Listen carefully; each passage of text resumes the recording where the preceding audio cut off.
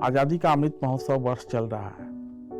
हम लोग महोत्सव वर्ष के उत्तरार्ध में हैं और महोत्सव वर्ष के दौरान आज़ादी के आंदोलन और उसके बाद के इतिहास में, इन 75 वर्ष के इतिहास में उन लोगों को याद किया जा रहा है जिनकी की महती भूमिका रही है। स्वाभाविक रूप से अक्टूबर का महीना भी है और इसी महीने में 11 अक्टूबर को जयप्रकाश नारायण का जन्मदिन हुआ था और 8 अक्टूबर को देहावसान भी हुआ था। हमारे साथ राकेश कुमार हैं जिन्होंने एक पुस्तक लिखी है जयप्रकाश नारायण को केंद्र में रखकर, और ये पुस्तक है लोक राज के लोकनायक। राकेश से मैंने पूछा कि लोकनायक तो थे ही जेपी, लेकिन लोक राज के लोकनायक के साथ जो लोग जुड़े हुए थे उनको लेकर पुस्तक लिखने का विचार आपके मन में कहां से आया राकेश जी? सबसे बड़ी बात है कि जो लोकराज के लोकनायक हैं, जयप्रकाश जी नायक जरूर थे, सबसे बड़े नायक के रूप में आज़ादी की लड़ाई। उनके अगर जीवन को देखें तो 3 भागों में बांट करके देख सकते हैं। शिक्षा के दौरान जो संघर्ष हुआ, इसके बाद आज़ादी की लड़ाई में जो उनकी भूमिका रही, और बाद में 74 के में छात्र आंदोलन में जो उन्होंने भूमिका निभाई। लेकिन नायक तभी नायक बनता है जब उसके साथ सहनायक और मुख्य नायक जुड़े होते हैं, जो उसके सारे कार्यनीतियों को जमीन तक पहुंचाने का काम करते हैं। मैंने देखा कि कुल मिलाकर के जो अब तक छात्र आंदोलन का इतिहास लिखा गया है या जयप्रकाश नारायण पे जो चीजें लिखी गई हैं, उसमें सहनायकों को या मुख्य नायकों को कहीं ना कहीं दरकिनार किया गया है।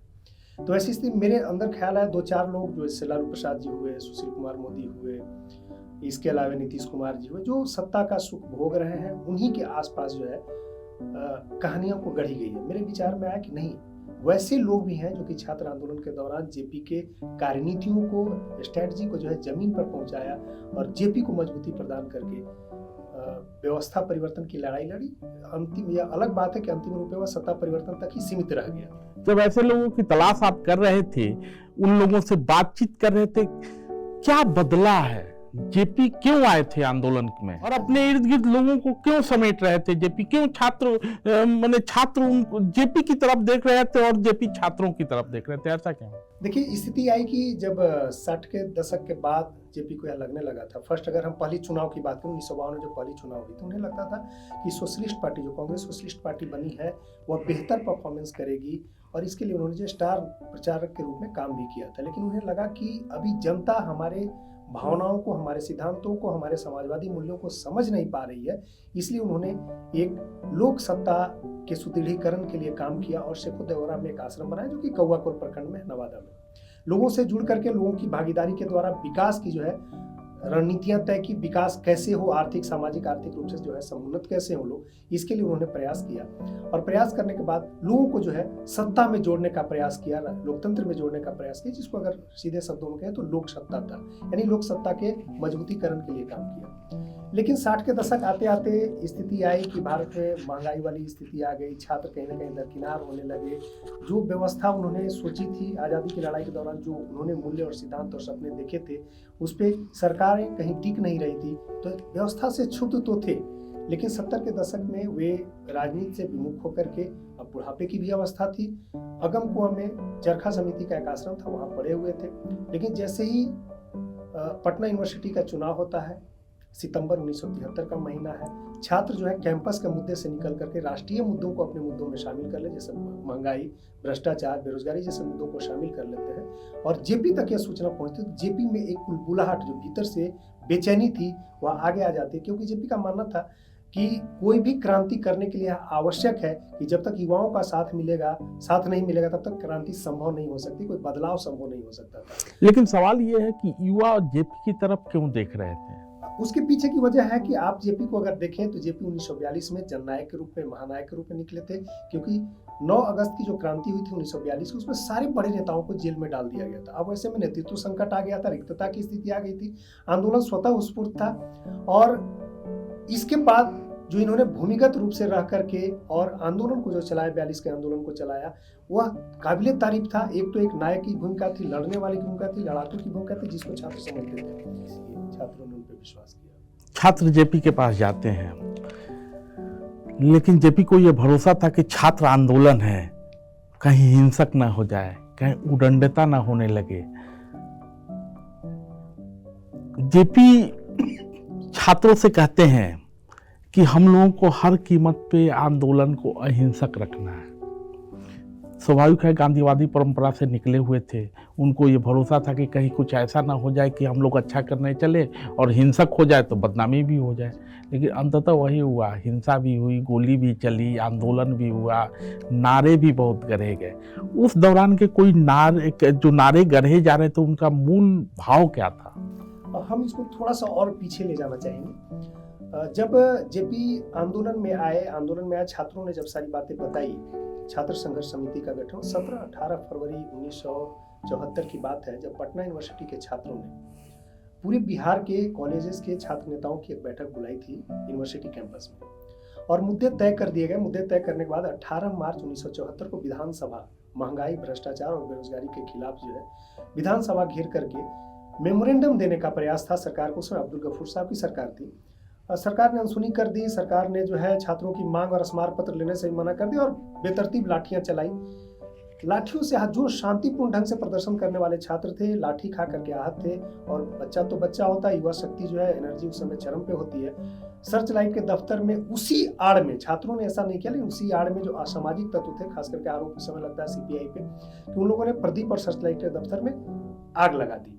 जब उन्होंने पता कर लिया कि स्थिति ऐसी है कि छात्रों ने हिंसा में कोई भागीदारी नहीं की है, तो उन्होंने कहा कि यद्यपि मेरा स्वास्थ्य खराब है, फिर भी मैं, अगर आप मुझे वादा करते हैं कि आगे से भी हिंसा नहीं होगी, आगे भी किसी तरह की हिंसा नहीं होगी, ऐसे ही आंदोलन अहिंसक होगा। और मैंने पता कर लिया कि 18 मार्च की जो घटना हुई है हिंसा की, उसमें आप छात्रों की भागीदारी ने मैं अब सशक्त रूप से जो है आंदोलन में आऊँगा। मैं जो है चुप मुख बन करके नहीं बैठा रह सकता हूँ, चुप नहीं रह सकता हूँ, इसलिए मैं आऊँगा। इसलिए 18 मार्च के बाद जब 8 अप्रैल 1974 को एक मौन जुलूस हुआ था, जिसमें जेपी जीप से आए, उसका स्वास्थ्य खराब थी, उन्होंने कहा, उससे पहले एक नारे की बात हुई थी कि भैया आप मौन तो रहेंगे, लेकिन एक ऐसा नारा होना चाहिए, एक ऐसा स्लोगन होना चाहिए जो कि लोगों को भा जाए, लोग उससे जो है जुड़ जाए, और आत्मीय लगाव होगा तो ज़्यादा से ज़्यादा छात्र और नौजवान जुड़ेंगे। तो क्षुब्ध हृदय है, बंद जुबान, हमला चाहे जैसा होगा, हाथ हमारा नहीं उठेगा।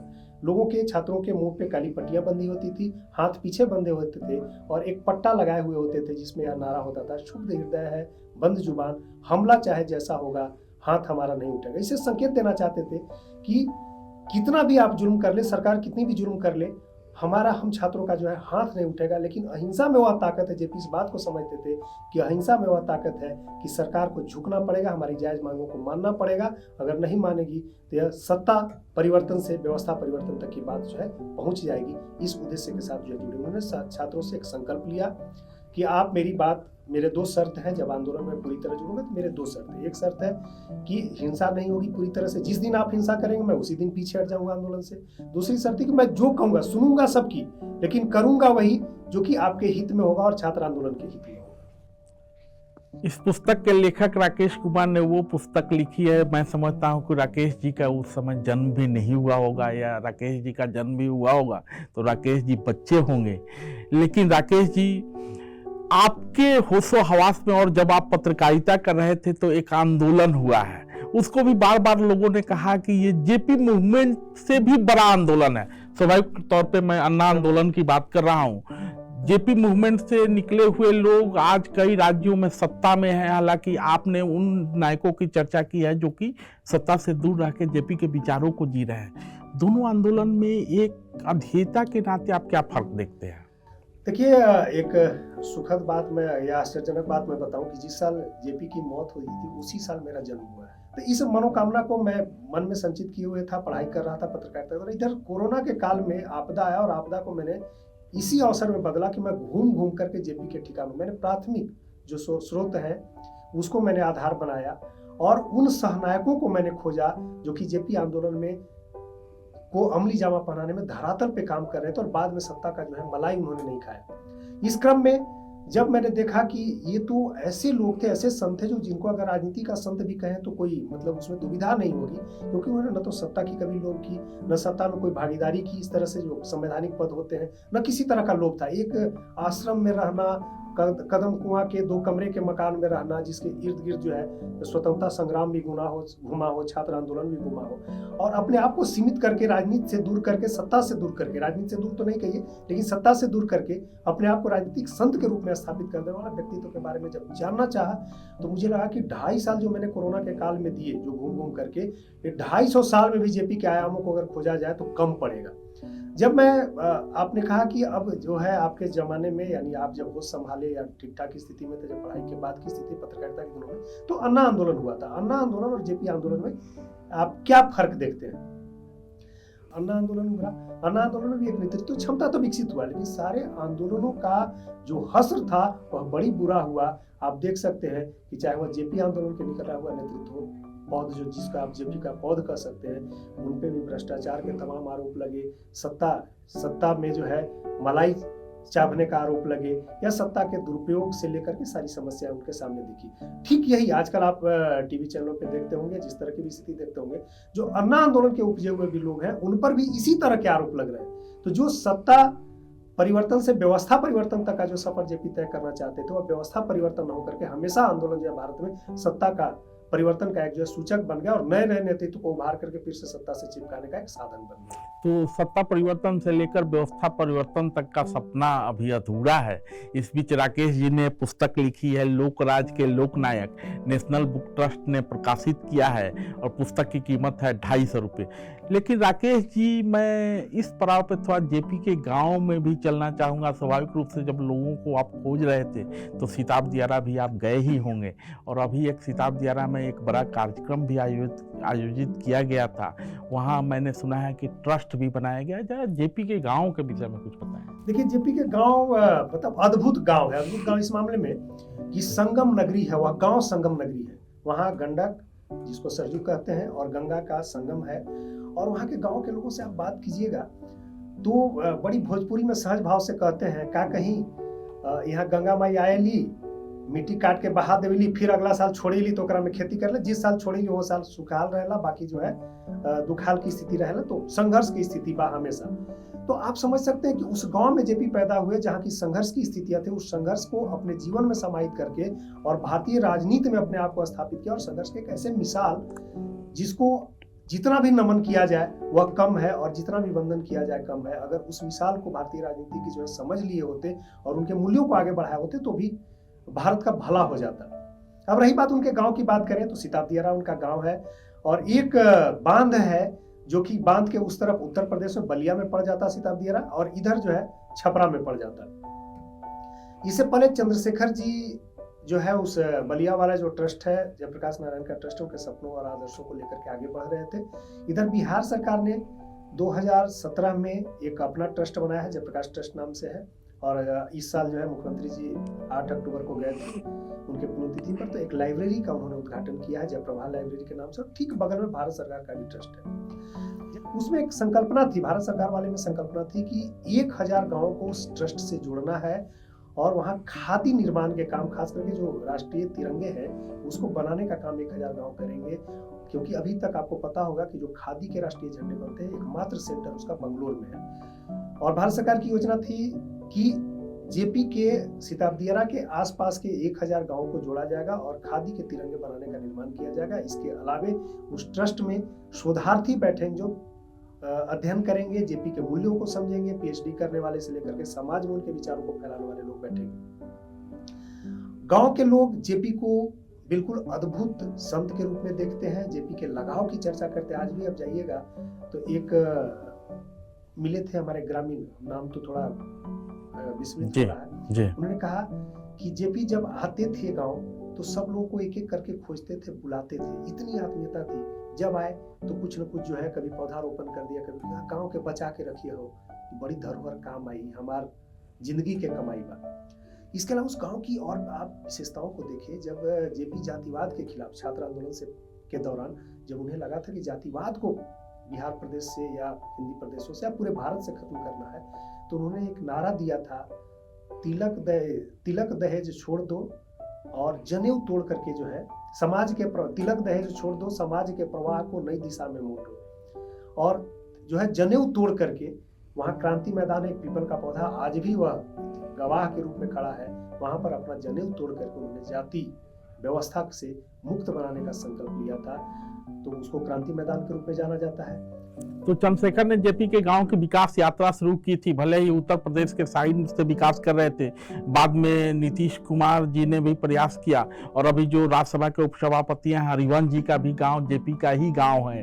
तो हरिवंश जी भी अपने स्तर से प्रयास करते रहते हैं। सब लोगों के साझा प्रयास से जेपी का गाँव बदलेगा, सिताब दियारा बदलेगा। और आज़ादी के अमृत महोत्सव वर्ष पे हम लोग जेपी को तो याद कर ही रहे हैं, साथ साथ उनके साथ जुड़े उन नायकों को याद कर रहे हैं जो अभी भी हैं और नई पीढ़ी को राह दिखा रहे हैं। ठीक है, राजनीतिक की स्थिति में बदलाव हुआ है, मतलब राजनीतिक परिवर्तन तो हुआ, व्यवस्था परिवर्तन नहीं हो पाया, लेकिन उम्मीद तो की ही जा सकती है कि आज नहीं तो कल जेपी का सपना साकार। जी, जेपी ने कहा था, जेपी ने जब संपूर्ण क्रांति का नारा दिया था 5 जून 1974 को, तो उन्होंने कहा था कि साथियों मित्रों यह संपूर्ण क्रांति है, यह संपूर्ण क्रांति। उन्होंने 3 बार दोहराया था कि यह संपूर्ण क्रांति है और यहाँ सत्ता परिवर्तन तक हमारा रुकाव नहीं, हम व्यवस्था परिवर्तन बढ़ेंगे। और यह व्यवस्था परिवर्तन क्रमिक रूप से चलने वाली प्रक्रिया होगी, जिसमें जब तक व्यवस्था परिवर्तन नहीं होगा तब तक हमारी संपूर्ण क्रांति की जो परिकल्पना है वह पूरी नहीं होगी। सब में अधूरापन है और यह समय जरूर आएगा,